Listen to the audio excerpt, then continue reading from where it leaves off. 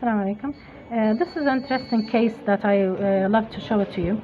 The student was doing her preparations on the teeth, or had he a previous bridge or crown? لا temporary.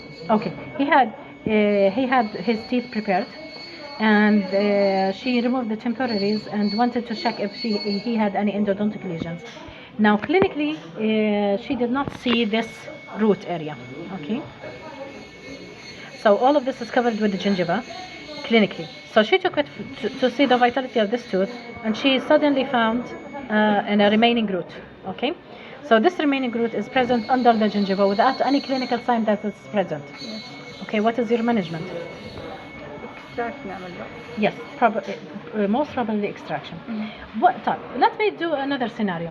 What if you find a root that is also covered with bone? Some bone migration happened over it. Do I need to extract it? No, خلاص إنه متعامل معه. Maybe an impacted tooth, an impacted canine. Teeth that are impacted and surrounded all around with sound bone without any lesions, these I could leave them, and they will even let the bone stay stable around the area of the saddle. So we will not lose the bone in that area. So it will preserve the bone if later on I want to do an implant, for example. And we will discover it when we are going to place the implant.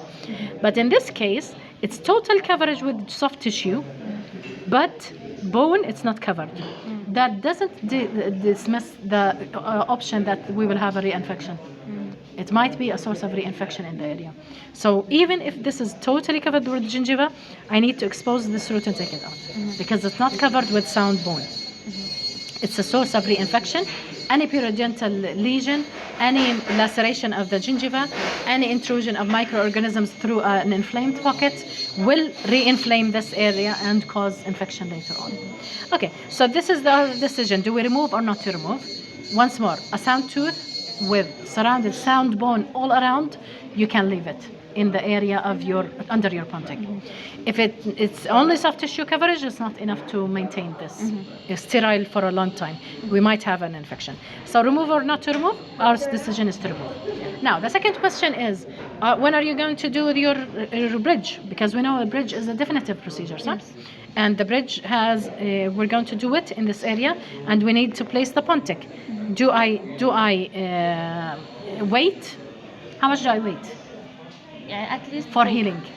Because it's close to this abutment, صح? Yes. It's close to this abutment. Healing will happen. Maybe even trauma during the surgery. I might lose the alveolar bone in between. Yes. So the finish line here will not be definitive. Yeah. So it's preferable that you wait at least 2 to 3 months. In the anterior region, we wait a bit more. Okay. Yeah. So if 2 months in the posterior, I would wait 3 months here. So what are my options for temporization? I need a long-term temporary.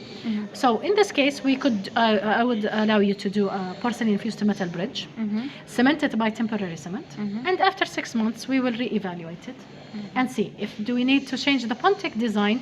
Notice that this is only on one side of the saddle. This area of the saddle is intact, okay? Yes. So we will see the relation of the pontics to the saddle. If they need any change, okay, we will go with a new bridge later on. We will finalize our finish lines, and then we will do it. Why not other material? Because we not want it only for temporary period. So don't go for zirconia bridges, for example. Okay? So these are treatment options. It's a beautiful case where we have an impacted tooth with only soft tissue coverage, and it tells you a lot on how to deal with such cases if you have them. Thank you.